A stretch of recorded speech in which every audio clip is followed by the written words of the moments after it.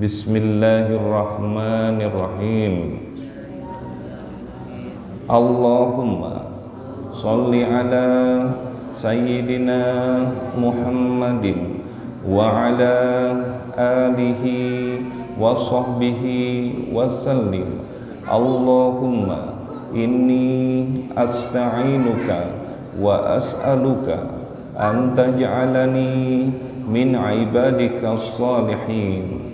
Allahumma waffiqni li ta'atika wa ittiba'i rasulika wal birri biwalidayya wa husni talaqi mimma syaikhi. Allahumma ja'alni minal hukama'i al-muzawadina bil ilmi ma'al istiqamati fi ibadatika wa husni syukrika birahmatika ya arhamar rahimin. Amin ya rabbal alamin.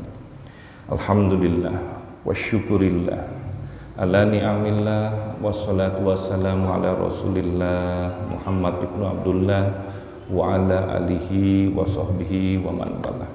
Bismillahirrahmanirrahim. Rabbi shrah li sadri wa yassir li amri wahlul 'uqdatam min lisani yafqahu qawli. Rabbi zidni ilman warzuqni fahman. Subhanaka la ilma lana illa ma 'allamtana innaka antal alimul hakim. Afaman syarahallahu sadrahu lil Islam fahuwa ala nurim mir rabbih. Barang siapa yang tergerak hatinya menuju kepada Islam, agama ini, maka sesungguhnya dia telah mendapatkan cahaya dari Allah. Moga-moga yang datang pada hari ini mendapatkan cahaya dari Allah Subhanahu wa ta'ala, ditentramkan hatinya, diberikan keridoannya. Apa yang Allah nggak akan kasih kalau sudah ridho? Di rumah tangga nyaman, di pekerjaan nyaman, di semua tempat nyaman. Amin ya rabbal alamin. Baik, kita sudah mempelajari tentang kitab Minhajul Abidin. Kemarin kita sudah mempelajari tentang muqaddimah, jadi tentang tanjakan-tanjakan para ahli ibadah.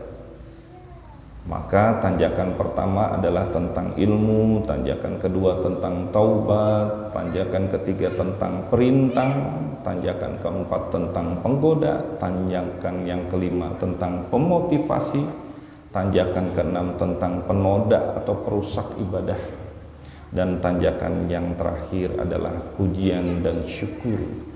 Bapak-bapak, ibu-ibu, kita mulai saja kepada tanjakan yang pertama. Al-aqabatul ula wahiyya aqabatul ilmi. Tanjakan pertama adalah tanjakan ilmu. Fa'aqulu wabillahi taufiku ya tolibal kholasi wal ibadah.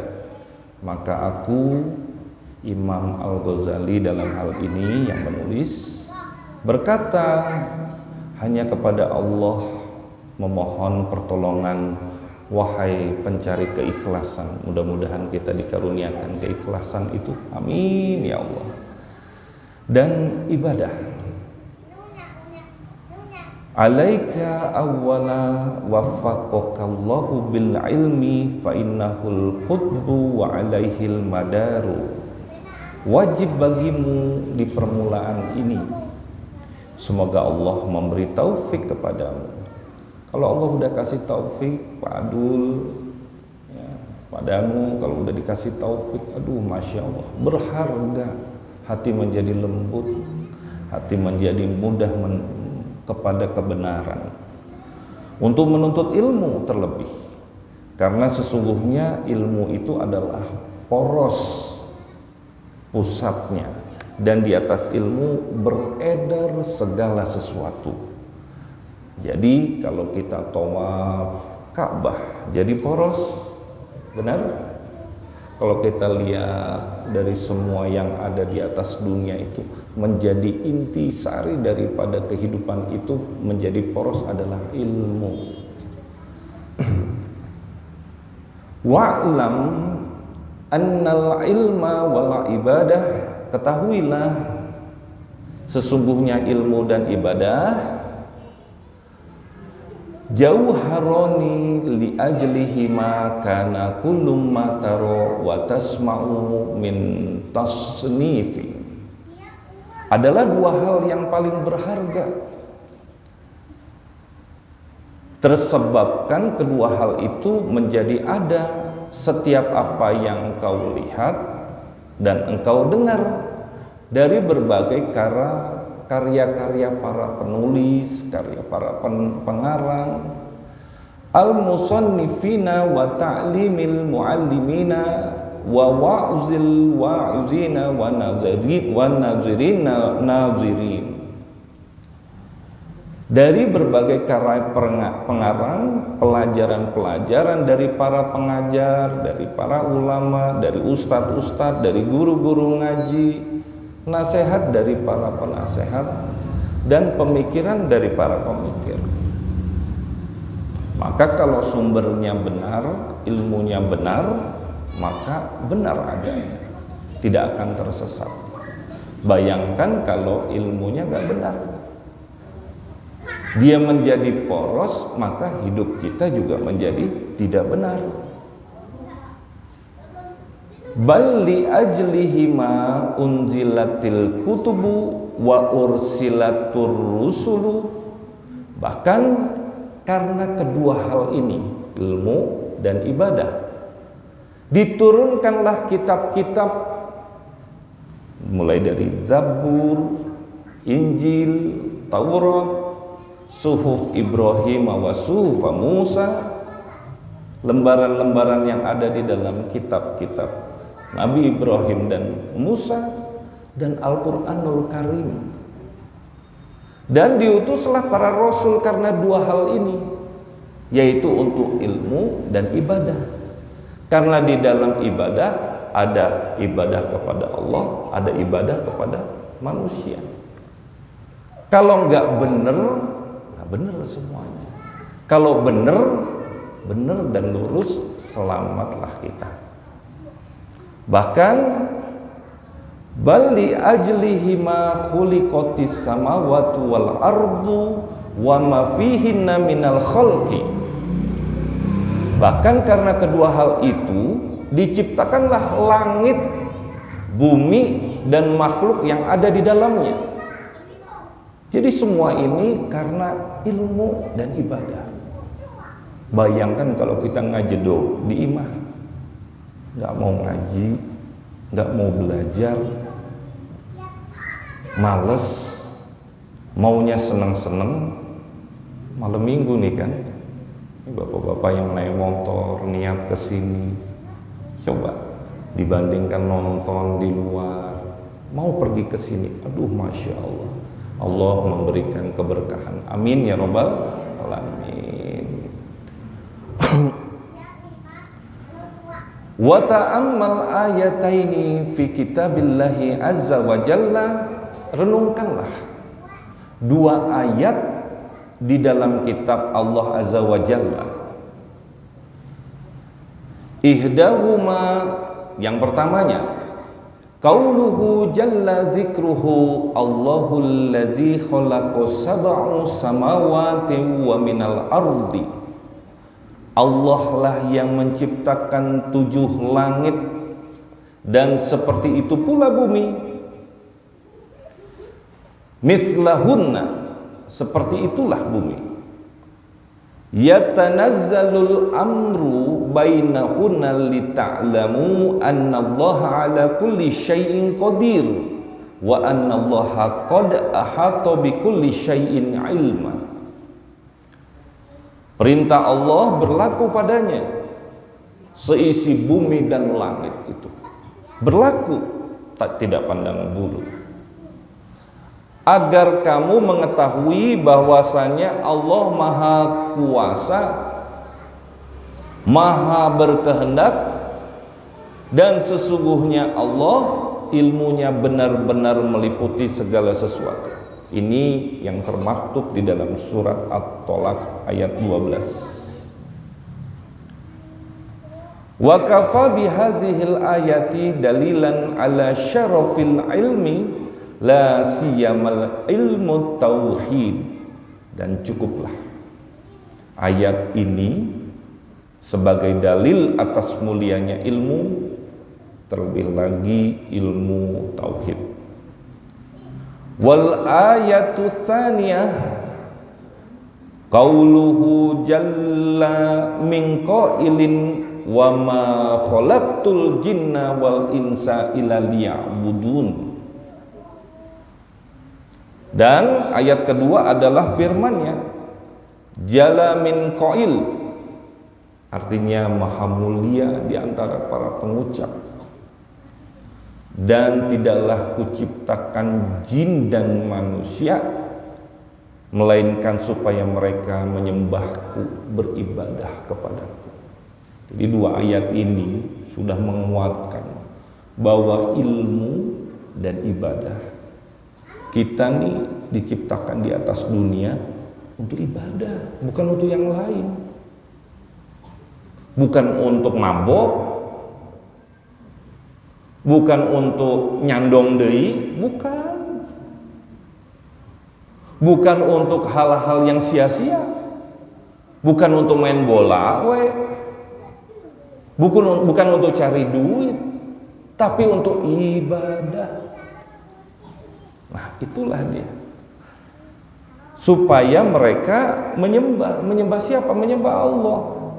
Wa kafa bihadhil ayati dalilan ala sarfil ibadah wa luzumil iqbali alaiha.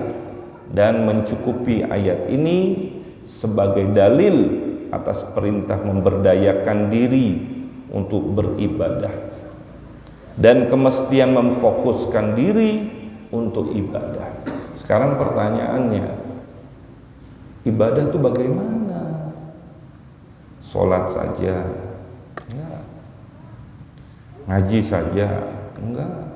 Wirid saja? Enggak. Semua itu bagian dari ibadah. Bergaul sama istri juga ibadah. Bergaul sama anak juga ibadah. Bergaul sama tetangga juga ibadah. Kalau benar niatnya, kalau benar tujuannya. Jadi tidak ada yang sia-sia. Sekarang pabrik VW aja bikin VW, ada panduannya, buku panduannya. VW-nya VW yang mahal, harganya 600 juta. Dipakai untuk di jalan raya, dipakai off-road, rusak. Karena tidak dipakai kepada tujuannya dia, yaitu untuk jalan di atas jalan tol yang bagus. Dipakainya untuk off-road, jalannya jelek, ya rusak. Manusia juga begitu, dipakai untuk ibadah, tapi ini dipakai untuk selain ibadah, selain daripada menuntut ilmu, maka rusak tubuh ini. Fa'azim bi amroini, maka betapa mulia dua perkara ini. Humal maksudu min khalqid daraini, di mana keduanya merupakan tujuan dari penciptaan dua negeri, yaitu negeri dunia dan negeri akhirat. Nggak ada yang lain. Karena sebab ilmu dan ibadahlah diciptakan dunia dan akhirat. Adanya surga, adanya neraka, bahkan adanya malaikat, adanya setan, adanya makhluk jin, adanya bumi ini, tumbuhan, semuanya untuk ibadah. Fahaqqa lil abdi alla yashtagila illa bihima wala yats'aba illa lahuma wala yanzura illa fihima. Maka terpastikan bagi seorang hamba hendaknya tidak menyibukkan diri kecuali terhadap ilmu dan ibadah, dan tidak bersusah payah kecuali untuk keduanya, dan tidak ngajedok merenung kecuali tentang bagaimana ibadah yang benar dan bagaimana menuntut yang benar. Kalau diri ini dipakai, pandangannya salah, kerja capek, tujuannya duit. Ingat, rizki itu sudah tertulis di Lauhil Mahfuz. Ilmu kita benar, kita tahu. Wa yarzuquhu min haitsu la yahtasib wa may yatawakkal 'alallah fahuwa hasbuh. Dan barang siapa yang bertawakal kepada Allah, Allah akan cukupkan. Kenapa? Rizkinya sudah ada. Hidupnya salah dia berpikir, dia nggak tahu bahwa rizki ini tergantung kepada kerja keras saya, terhadap cara saya, terhadap amalan saya, terhadap pekerjaan saya. Maka cara berpikir yang salah ini membuat dirinya terlarut dalam kesimpulan yang salah, karena nggak ngerti bahwa tujuan kita hidup di atas dunia ini adalah untuk ibadah. Dan itu sudah dijamin sama Allah. Ngapain takut-takut? Wahai Ibnu Mas'ud, kata Rasulullah, jangan kamu gelisah. Apa yang telah ditakdirkan atas dirimu pasti menghampirimu, dan apa yang tidak ditakdirkan atas dirimu tidak akan menghampirimu. Termasuk ketetapan Allah, jodoh, ayo, rizki, umur. Ayeuna pengen kelihatan muda, padahal sudah peot karepot. Betul? Operasi sana tarik sini, jiga jurik akhirnya. Coba pikir, orang munisieun tambal ieu dagu, meni dagu tak panjang sampai 10 cm ke bawah supaya kelihatan ada dobelnya. Hidung dibikin mancung padahal jelas paresek orang Indonesia mah. Hoyong kayak artis. Munisieun ningalin kunaon sebab melawan, tidak percaya bahwa dengan ilmu yang benar ini semuanya sudah ditetapkan oleh Allah Subhanahu wa taala. Gitu. Fa idza alimta dzalika fa'lam annal ilma, maka jika engkau telah mengetahui bahwa semua itu, maka ketahuilah bahwa ilmu asyraful jauharaini wa afdaluhuma, bahwa ilmu adalah permata yang paling mulia dan paling utama di antara kedua itu, yaitu ilmu dan ibadah. Ini dua permata. Bayangkan saja dunia diciptakan karena ilmu dan ibadah. Di antara dua ini mana yang lebih utama? Di sini disebutkan ilmu yang lebih utama. Banyak orang sholat Allahu Akbar, nggak ada ilmunya, nggak mau belajar tentang fikih sholatnya, nggak mau belajar tentang fikih wudunya, nggak mau belajar tentang bagaimana sebagai makmum yang baik, bagaimana sebagai imam yang baik. Hancur atuh. Akhirnya sholat tuh bener,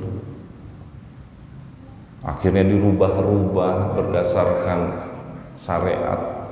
Coba bayangin, sekarang udah ada yang rubah-rubah Allahu Akbar pakai bahasa masing-masing. Coba kebayang nggak kita? Allah maha gadang, Allah nu benghar, semuanya tuh ada fikihnya, nggak boleh dirubah-rubah. Ini dirubah-rubah sama kita. Nauzubillah min dzalik, karena nggak ada ilmu. Walidzalika qala an-nabiy sallallahu alaihi wa alihi wasallam, dan karena itulah Nabi Muhammad sallallahu alaihi wasallam bersabda, inna fadlal alimi 'alal 'abidi ka fadli 'ala adna rajulim min ummati. Sesungguhnya keutamaan orang yang berilmu atas orang yang ahli ibadah itu seperti keutamaanku atas laki-laki yang terendah dari umatku. Ingat tuh, Nabi Muhammad bersabda seperti ini. Maka jangan malas lawan, belajar, ngaji, kemana saja tuntut ilmu itu. Wa qala sallallahu alaihi wa alihi wasallama nazratun ilal alimi ahabbu ilayya min ibadati sanatin siyamiha wa qiyamiha.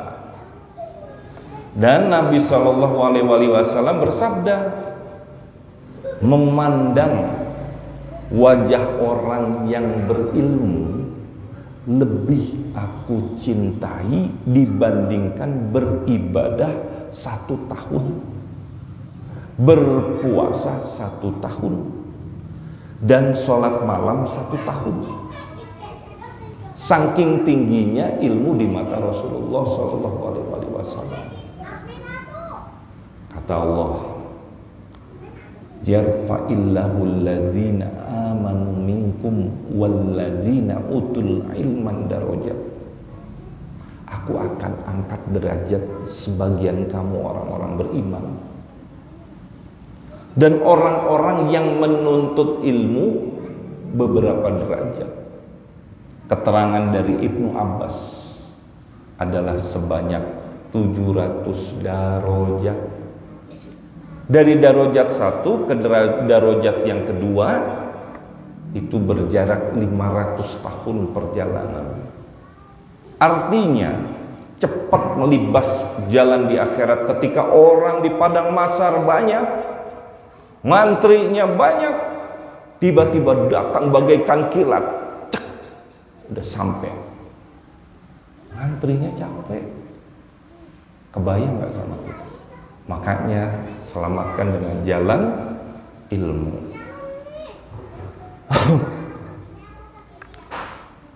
Wa qala sallallahu alaihi wa alihi wasallam ala adullukum ala asyrafi ahlil jannah. Dan Nabi sallallahu alaihi wasallam bersabda kepada sahabatnya, maukah aku tunjukkan kepada kalian tentang penghuni surga yang paling mulia? Qalu bala ya Rasulullah. Para sahabat berkata, tentu mau ya Rasul, mau. Qala hum ulama'u ummati.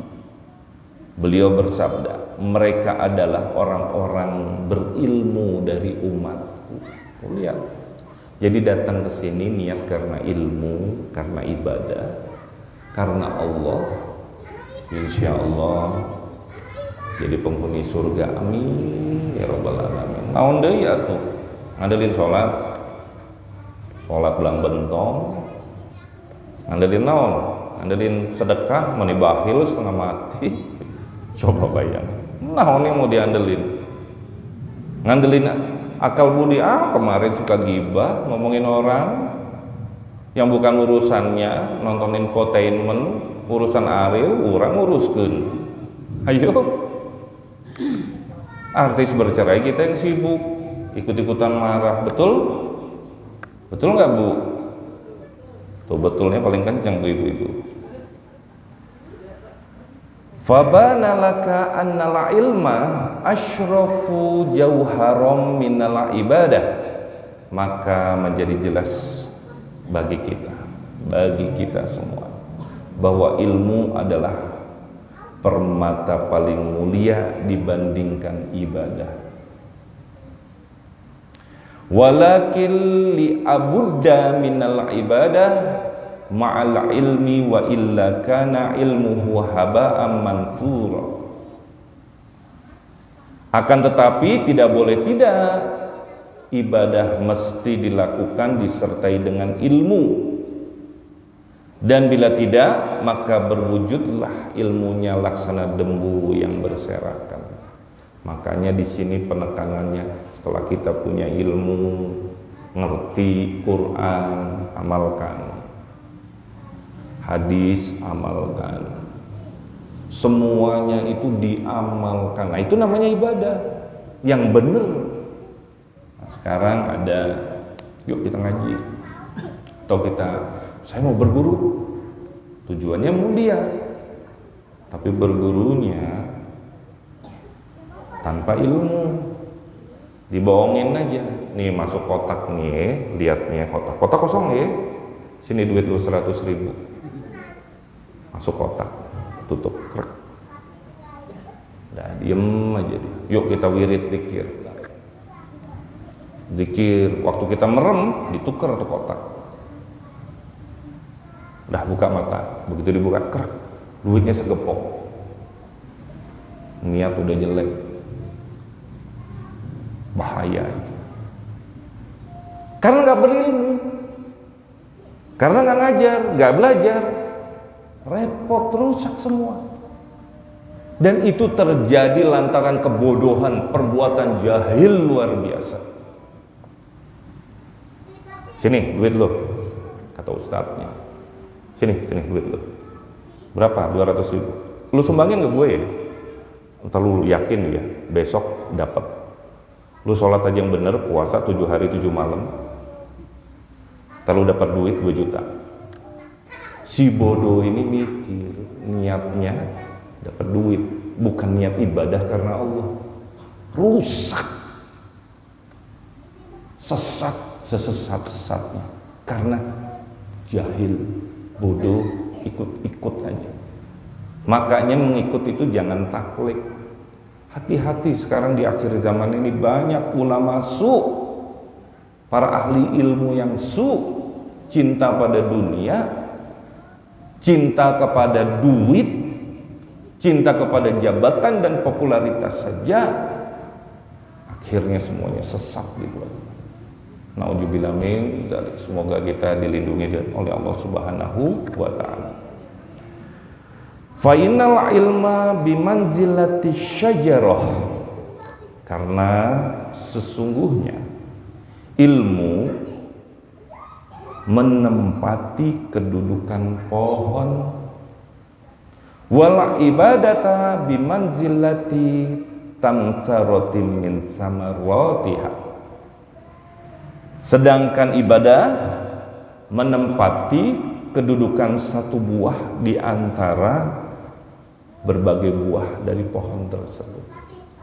Maka yang subur pohonnya, buahnya banyak, ya kan? Disiram tiap hari, pohon makin banyak. Maka seperti itulah ilmu. Fasyarafu lisyajarati idhiyal aslu lakinil intifa'u bima yahsulu bi thamratiha. Maka kemuliaan itu dimiliki oleh pohon, sebab pohon adalah asal muasal. Buah jeruk jadi jeruk, bisa ujuk-ujuk jadi jeruk dari tanah, nggak ada pohonnya. Bisa ujuk-ujuk jadi duren, dari tanah langsung jadi duren, enggak, melalui pohonnya. Nah, pohon itulah ilmu. Bayangkan betapa pentingnya ilmu itu. Akan tetapi peraihan manfaat bertumpu pada sesuatu yang diperoleh dengan buahnya. Ada buah yang ranum masak, dipupuk dengan benar, dipelihara dengan benar, buahnya ranum masak, berasal dari sumber bibit yang benar. Tapi kalau seandainya terasa ditanam, bangun, kemudian tumbuh besar, dimakan asam nggak enak, berarti ada sesuatu dari pohonnya. Mungkin kurang disiram, mungkin tercemar. Nah, seperti itulah ilmu dan ibadah itu. Fa idzan la abudda lil abdi, maka jika demikian sudah pasti bagi seorang hamba ayyakuna lahu min kilal amroini hazzin wa nasibun, mesti terwujud, sudah pasti bagi seorang hamba mesti terwujud di dua perkara itu, suatu bagian dan perolehan. Jadi bapak-bapak, ibu-ibu harus diingat. Walidzalika qala Rasulullah sallallahu alaihi wasallam, karena itulah Nabi Muhammad sallallahu alaihi wasallam bersabda, al ilmu imamul amali, ilmu adalah pemimpin amal, wal amalu tabi'uhu, dan amal adalah pengikutnya. Wa innama sarral ilmu aslam matsbu'an yalzamuka taqdimuhu 'alal ibadati li amroini, dan sesungguhnya ilmu menjadi asal muasal yang diikuti, di mana wajib bagimu mendahulukannya atas ibadah hanyalah karena dua perkara. Mari kita pelajarin sekarang. Ahaduhuma, yang pertama, litasulalakal ibadah, adalah agar terhasilkan suatu ibadah, wa taslama fa innaka awwala yajibu alaika an ta'rifal mab'us ma'buda al ma'buda thumma ta'buda, agar terhasilkan suatu ibadah untukmu dan terselamatkan. Karena sesungguhnya engkau, kita ini di permulaan wajib atasmu untuk mengenal zat yang disembah, kemudian engkau menyembahnya. Wa kaifa ta'budu man la ta'rifuhu bi asma'ihi wa sifatihi, bagaimana mungkin engkau akan menyembah zat yang engkau tidak mengenalnya, tentang nama-namanya, tentang sifat-sifat zatnya. Wa sifati dzatihi wa ma yajibu lahu wa ma yastahilu fi na'tihi. Engkau tidak mengenal zatnya dan tidak mengenal nama-namanya dan segala yang wajib dan segala hal yang mustahil dalam sifatnya. Gimana mau kenal? Nggak pernah dengar tentang wujudnya Allah, adanya Allah. Wujud, kidam, bako, mukhalafatu lil hawadith, qiyamuhu binafsihi, wahdaniyah, qudrat iradat. Nggak kenal, nggak tahu. Kenapa? Nggak pernah belajar.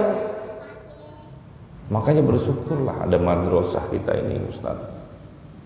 Kenapa? Anak-anak dikenalkan dari kecil. Sekarang yang dikenal mah TikTok wae.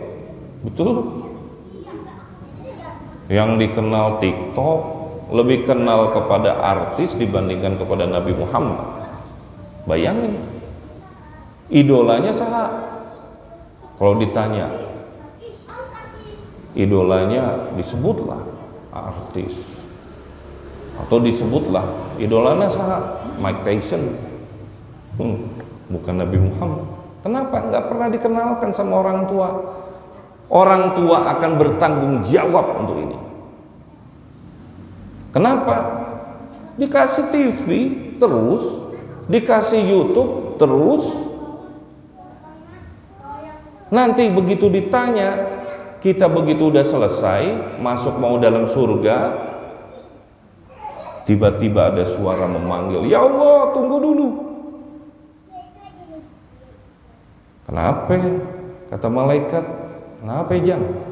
Aku nggak ridho dia masuk surga." Kenapa? Aku anaknya. Aku nggak pernah diajarin sholat. Aku nggak pernah diajarin ngaji. Aku nggak pernah dikasih bagaimana caranya wudhu yang benar. Nggak jadi dia masuk. Itu yang disebut anak tuh bisa nyeret masuk ke dalam neraka jahanam. Hanya hati-hati Bang. Anak wajiban kita. Ngomongnya punten ya, ngomongnya lebih hebat daripada bapaknya. Anak-anak kecil sekarang. Kadang-kadang begitu lagi marah, kata-kata kotor keluar. Dengar dari siapa? Dari YouTube.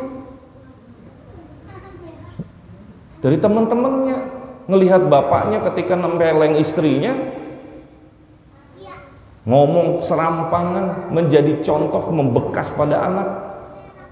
Akhirnya dia praktekkan kemana-mana.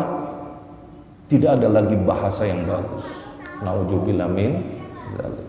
Mudah-mudahan kita terselamatkan dari itu. Amin ya rabbal alamin. Farubbama, karena bisa jadi tak taqidu fihi wa fi sifatihi syai'a wal iyadu billahi, karena bisa jadi engkau meyakini perihal zat Allah dan sifat-sifatnya pada sesuatu, wa izubillah,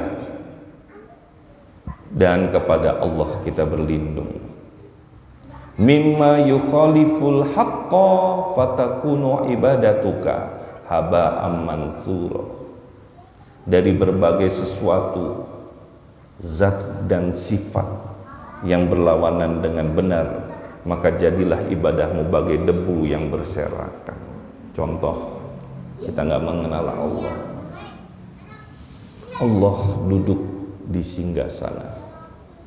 Di dalam otak kita nih, dibayangin seorang raja pakai yang namanya mahkota dari berlian dari emas, pakai baju gamis yang hebat, duduk di atas singgasana seperti makhluk. Salah, pemikiran itu salah, sehingga bisa sesat cara berpikir, disamakan dengan makhluk. Tuh lihat, kenapa nggak kenal sifat-sifat Allah, berlainan dengan ciptaannya, berlainan dengan segala makhluk yang ada di atas dunia ini, berlainan, tidak sama.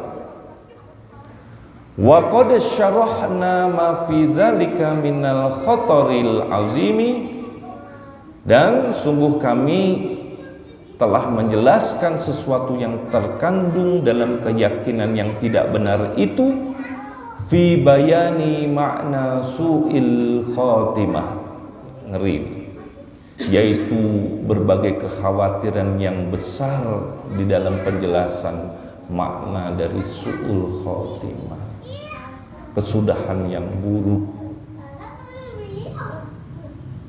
Orangnya baik, tapi cara berpikir, cara ibadah salah. Begitu dituntun la ilaha illallah ke telinganya, buang muka, susah, mau mati, susah.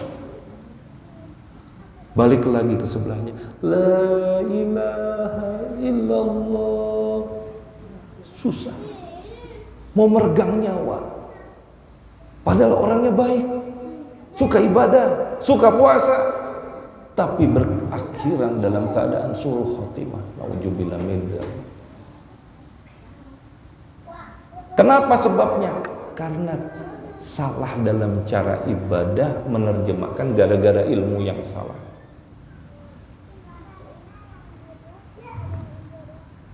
Min jumlati kitabi Ihya'i Ulumiddin, di antara sejumlah bahasan kitab Ihya Ulumuddin. Summa yajibu alaika an ta'lama ma yalzamuka fi'luhu minal wajibat. Kemudian wajib atasmu untuk mengetahui segala kewajiban yang mesti engkau mengerjakannya dari berbagai kewajiban asyariyah, syariat ini ilmu syariat penting di sini. alama umirta bihi litaf'ala dzalika wa ma yalzamuka tarkuhu minal manahiya litasruka dzalika, terhadap segala yang telah engkau diperintahkan dengannya untuk melaksanakan hal itu, dan segala yang mesti engkau meninggalkannya dari berbagai larangan untuk engkau meninggalkan hal itu. Makna takwa wujudnya adalah ketika kita ibadah mengerjakan apa yang diperintahkan, apa yang dilarang. Hanya itu. Apa yang diperintahkan. Salat dalam rukun Islam. Rukun Islam ada berapa? Ada 5. Syahadatain, syahadatnya benar. 2. Salat, puasa, zakat, pergi haji. Ilmu-ilmu itu harus punya agar kita disebut sebagai Islam yang benar, termasuk cabang-cabangnya. Wa illa fa kaifa taqumu li ta'at, dan bila tidak, maka bagaimana engkau dapat menegakkan berbagai ketaatan? La ta'rifuha ma hiya wa kaifa hiya wa kaifa yajibu an taf'ala.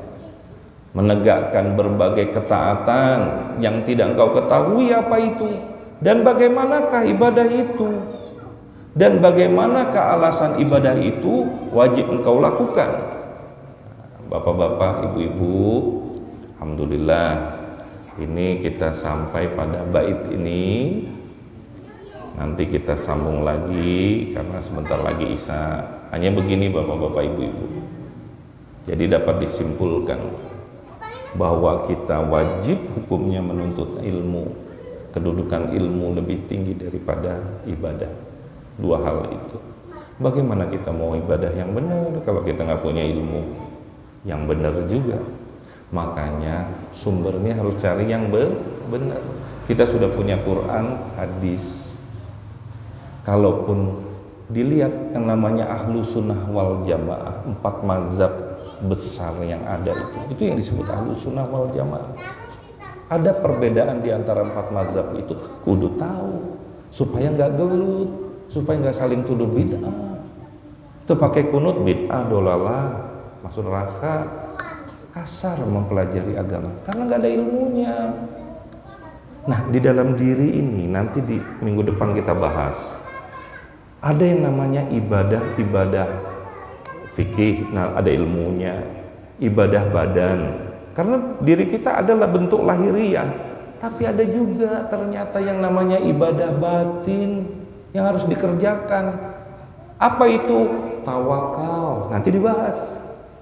Ikhlas, sabar, kemudian ridho kepada ketetapan Allah, bersifat tahwid, pasrah kepada Allah untuk segala sesuatu. Nah ini kalau dia sholat saja, kalau dia kasar, nggak ngerti tentang bahwa ibadah di dalam ada yang namanya zahir, ada yang namanya batin. Dia ibadahnya hanya lahir saja, sholat saja, puasa saja, zakat saja, infak saja, tapi ibadah di dalam bentuk batinnya dia tidak kerjakan, tidak menjadi tawakal. Ketika ada musibah dia marah. Kenapa Allah? Kufur nikmat, sesat dalam berpikir. Ketika dia mikirin tentang rizki, ketika kok gagal, tanya lagi sama Allah. Nggak percaya bahwa Allah itu yang menentukan rizki tiap-tiap umat. Karena nggak ngerti tentang tawakal, nggak ngerti tentang yang namanya harus ikhlas, harus tahwid, harus ridho. Atau pada saat dia berkata ikhlas, ikhlas itu jauh dari riya, jauh dari sifat nifak, munafik, jauh. Tetapi yang kita lihat, sholatnya untuk riya, zakatnya untuk riya, enggak mengamalkan bagaimana ibadah batin. Makanya ibadah itu harus lahir dan batin. Makanya ada yang begitu sholat, puasa benar, zakat benar, semuanya banyak, amal-amal ibadahnya rusak. Karena tidak melakukan ibadah batin itu. Bersifat sombong, hancur. Bagaimana hancurnya Fir'aun ketika berkata ana rabbukum, saya Tuhan. Karena saking sombong, sesat dia. Nauzubillah min dzalik. Mudah-mudahan apa yang kita pelajari hari ini mengantarkan diri kita semakin soleh, amin, semakin bertakwa kepada Allah, semakin rindu kepada Allah, semakin rindu kepada Nabi Muhammad Sallallahu Alaihi Wasallam, dan semakin menyayangi saudara-saudara muslimnya. Karena sekarang cara berpikir yang salah banyak. Dia nggak sayang lagi sama ulama, dia nggak sayang lagi sama kaum muslimin, dia lebih sayang kepada orang-orang kafir, dia lebih sayang kepada orang-orang yang munafik. Nauzubillah min dzalik. Kita harus mencintai saudara muslimnya dengan hati yang bersih. Kita tutup dengan mengucapkan alhamdulillahirabbil alamin. Alhamdulillahirabbil alamin. Akhirul kalam, wabillahi taufiq wal hidayah. Assalamualaikum warahmatullahi wabarakatuh.